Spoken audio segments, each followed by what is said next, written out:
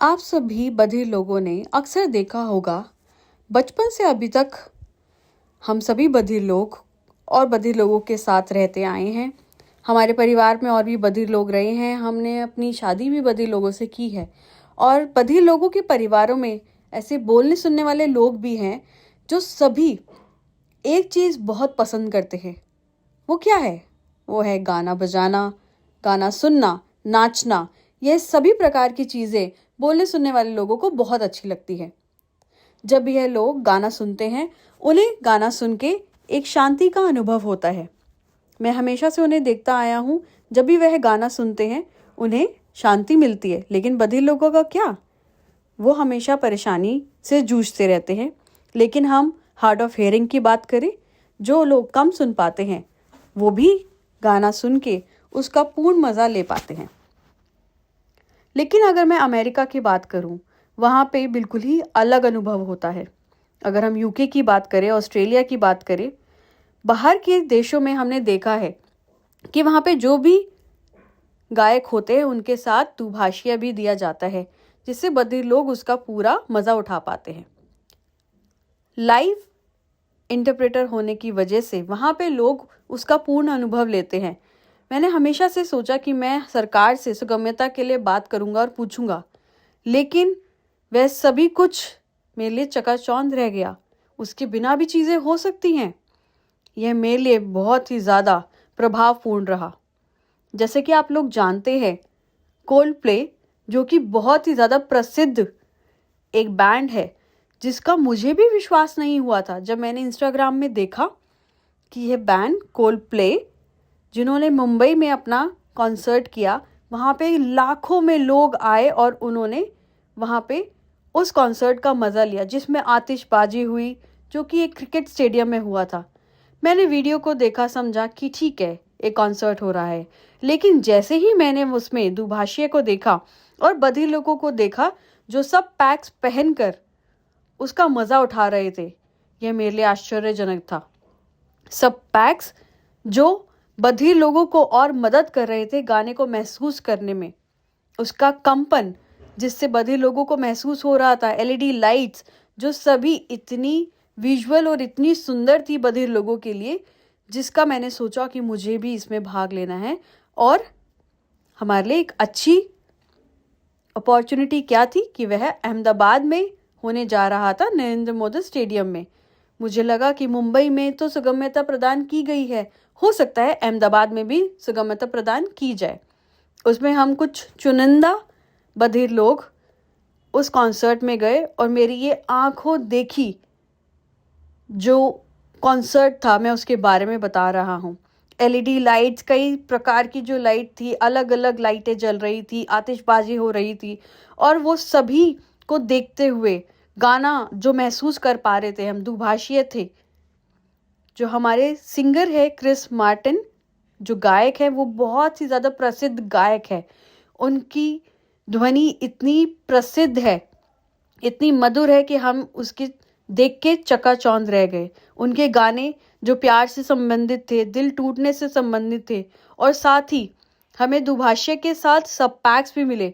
उसका कंपन जो हमें महसूस हो रहा था, हम उसको पूरा महसूस कर पा रहे थे कि जो लोग बोल सुन पा रहे हैं उनको कैसा महसूस हो रहा होगा। हमें भी उस कंपन से महसूस हो रहा था जो सब पैक्स से हमें महसूस हुआ कि बचपन से हमने कभी भी ऐसा कोई भी कार्यक्रम नहीं देखा था जिसमें बधिर लोगों को भी पूरी तरीके से सम्मिलित किया जा सके। जब हमें सब पैक्स मिले, ये हमारे लिए एक ऐसा अनुभव था जो बयां नहीं किया जा सकता। यह कॉन्सर्ट 2 दिन हुआ, 25 जनवरी शनिवार और 26 जनवरी इतवार को हुआ था। मैं वहाँ पे गया 26 जनवरी को, वहाँ पे और बधिर लोग आए और मैं 25 जनवरी को गया था। उस कंपन को महसूस करते हुए हमें यह इतना मज़ा आया कि हम महसूस कर पा रहे थे कि गाना सुनना कैसे सुनने बोलने वालों को शांति पहुँचाता है, वैसे ही हमें ही। मून गॉगल्स भी सभी लोगों को मिले थे, ना ही सिर्फ बधिर लोगों को, लेकिन एलईडी लाइट्स, मून गॉगल्स सबको मिले।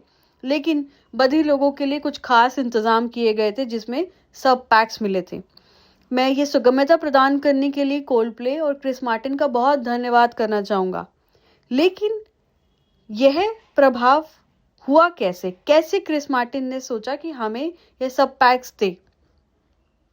ऐसा कोई भी कॉन्सर्ट्स में नहीं मिलता है, ना हमें ऐसी सुगम्यता प्रदान की जाती है। जब भी हम कहते हैं कि हमें सुगम्यता दी जाए तो वो कहते हैं भगवान के नाम पे देखते हैं, लेकिन नहीं, यहाँ पे बिल्कुल अलग ही नज़ारा था। हमें बहुत ज़्यादा खुशी थी, लेकिन इसके पीछे कुछ राज है। क्यों वो बधिर लोगों का समर्थन करते हैं? कोल्ड प्ले का इसके पीछे क्या कारण है? इसके पीछे कुछ राज भी है जो हम आपको बताना चाहेंगे। वह कई सारे गैर सरकारी संस्थान की मदद भी करते हैं। उनके दिमाग में या उनके विचार में कैसे आया कि बधिर लोगों को वह सब पैक्स देना चाहेंगे? आइए हम आपको बताते हैं। यह एक ब्रिटिश गायक है जो कि लंदन में 1997 में उन्होंने अपने बैंड की शुरुआत की थी। उस बैंड ने वहाँ पे अपने गाने की शुरुआत करी और अभी 2025 में उन्होंने अपनी पूरी करीबन कई सारी एल्बम्स बनाई। क्रिस मार्टिन जो उनकी टीम है, जो गिटार बजाते हैं, बास बजाते हैं, उन सभी को हमने देखा। उन सबके गाने इतने मशहूर हैं। जैसा कि आप देखते हैं कई सारे सिंगर्स जो हैं, गायक हैं, अपनी एल्बम बनाते हैं।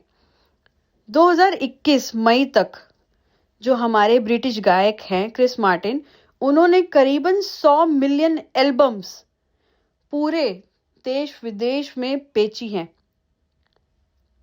अगर हम एल्बम्स की बात कर रहे हैं यहाँ पे, तो एक एल्बम के साथ इतनी सारी एल्बम, 100 मिलियन एल्बम, जिसमें कई प्रकार के गाने अलग अलग भाषाओं में, प्यार से संबंधित, दर्द से संबंधित कई सारे ऐसे गाने थे जो उन्होंने बनाए हैं।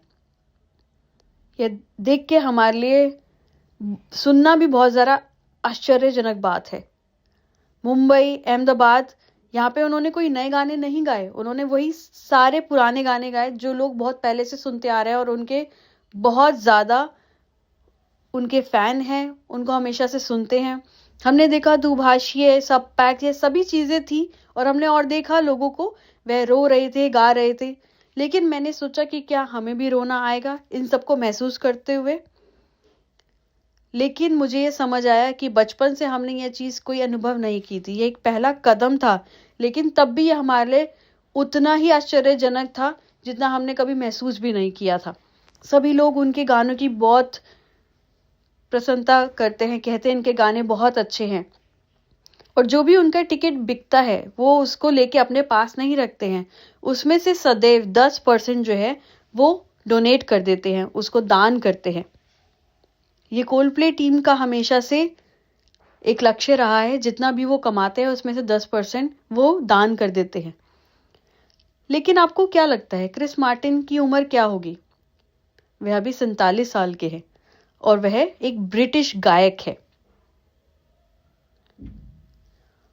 अगर हम देखें कोल्ड प्ले के जो क्रिस मार्टिन सिंगर हैं, सभी पूरे देश विदेश में लोग उनको जानते हैं।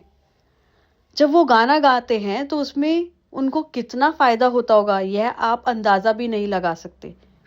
1690 करोड़ वो कमा चुके हैं। अगर हम पाउंड्स की बात करें तो 160.9 मिलियन, तो आप इसको कैलकुलेट कर सकते हैं करोड़ों में कितना होगा। उनके और भी ऐसे व्यापार चल रहे हैं, लेकिन हम अभी उनके गायिका की बात करेंगे कि वो गायक है। उन्होंने अभी तक इतना प्रदर्शन किया, कई सारी जगहों पे गए, लेकिन उसके पीछे एक कारण भी है। उनको टिनाइटस, एक ऐसी कान से संबंधित परेशानी है जिसमें कई सारे, अगर कोई बैंड बाजा वगैरह बज रहा है तो उनको सुनने में परेशानी होती थी और उनको चक्कर आने लगते थे। क्रिस मार्टिन को यह टिनाइटस की परेशानी थी। बाहर से हो सकता है हम ना समझ पाए, लेकिन यह एक अंदरूनी परेशानी होती है जिसमें यह किसी को भी हो सकती है। क्रिस मार्टिन को इससे बहुत परेशानी होती थी। डॉक्टर ने उनका चेकअप किया, देखा कि हाँ, आप कई सारे, अगर बहुत ही ज़्यादा तेज़ लाउड म्यूज़िक होगा तो वो आपको परेशान करेगा। तब क्रिस मार्टिन को महसूस हुआ कि हो सकता है कि उनकी सुनने की क्षमता ख़त्म हो जाए। उन्होंने सोचा कि अगर मेरे साथ ऐसा होगा तो क्या होगा। वो इस बारे में सोचते रहे कि आगे चलकर मेरे साथ क्या होगा, अगर मैं सुनना बिल्कुल बंद कर दूंगा तो मैं गाऊंगा कैसे। ये मेरा पैशन है, मैं आसपास के लाउड म्यूज़िक को नहीं सुन सकता और ये मेरा पैशन है और मैं गाता हूँ, यही सब मेरे साथ होता है। फिर उनको कैसे बधिर लोगों के बारे में पता लगा? जैसा कि आप जानते हैं, ऑडियोलॉजी टेस्ट होता है।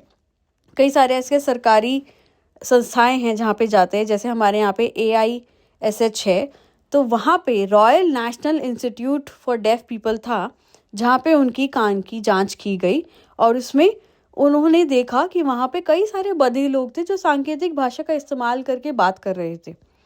उन्होंने वहाँ पे उस चीज़ को देखा, समझा और उन्होंने डॉक्टर से पूछा कि मैं कैसे अपने कानों को प्रोटेक्ट करूँ, कैसे उन्हें संभालूँ। तो उन्होंने कहा कि हमारे पास कुछ ऐसे उपकरण हैं जिससे आपके कानों का बचाव हो सकता है। उससे क्रिस मार्टिन को राहत मिली। यह सब देख के उन्हें यह महसूस हुआ कि यहाँ पे ऐसे कई सारे लोग हैं, बधिर लोग हैं, जो बिल्कुल ही ना सुन सकते हैं ना बोल सकते हैं। उन्हें समझ आया कि ये भी गाना सुनने में इच्छुक हो गए, गाने को समझना चाहते होंगे। उन्होंने उनसे पूछा कि आप गाने को कैसे महसूस करते हैं? उन्होंने कहा हाँ, हमें सुनाई नहीं देता है। वहाँ पे कुछ ऐसे थे जो थोड़ा बहुत सुन सकते थे, उन्होंने कहा हम थोड़ा बहुत सुन पाते हैं। क्रिस मार्टिन ने सोचा कि इनको कैसे हमारे गानों में सम्मिलित किया जाए, उन्हें कैसे सुगम्यता दी जाए। उन्होंने सोचा कि हम सब पैक्स देंगे जिनके कंपन से उन्हें महसूस होगा, जो वाइब्रेशन है उसे वो महसूस कर पाएंगे। उन्होंने कंपनियों से बात करी, टेक्नोलॉजी से बात करी। उसके बाद जाके उन्होंने सब पैक्स बनाए जिसके कंपन से बधिर लोगों को महसूस होने लगा। यह शरीर के लिए बिल्कुल भी हानिकारक नहीं है, इसे कोई भी बधिर व्यक्ति इस्तेमाल कर सकता है और उसे बहुत ही अच्छा महसूस होता है।